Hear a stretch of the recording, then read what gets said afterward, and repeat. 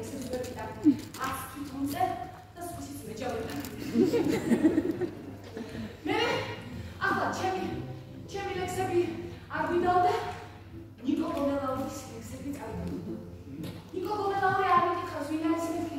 იმიტომ რომ ამირანისგან ვიცოდი რომ იყო ასეთი ახალგაზრდა პოეტი და მსახიობი, რომელიც ძალიან ახალგაზრდა გარდაიცვალა.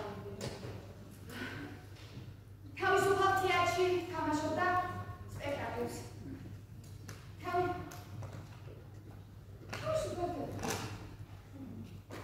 თავისუფლების მეთვალოს თანუა.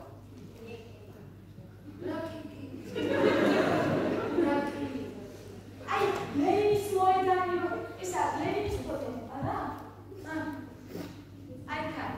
ამირანი თუმე სულ თავისუფალ თეატრში დადის სპექტაკლების სანახავად. არ გარჩევდა, წავიდე თუ არ თავისუფალ თეატრშიო. წავიდე თუ არ თავისუფალ თეატრშიო. ხო არ ვეთქობი. თავისუფალში კი არა, საერთოდ თეატრში არა, ნაყოფი, არც კაცში და არც სუჩი. მე მარტო იქ დავბრალე. ბევრი მოდადიან ერთად. ფილარმონიაში ხო? მე და ჩემი გოგოები ამას წინათ ვიყავით, ვაიმე რამდენი მცირე.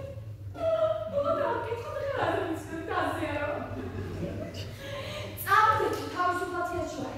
ამირანი არ გაჩერდა წავიდე თუ ამ თავისუფალ თეატრში. აი რამე თეატრი. როცა ცოტა ხანში გხოვდები.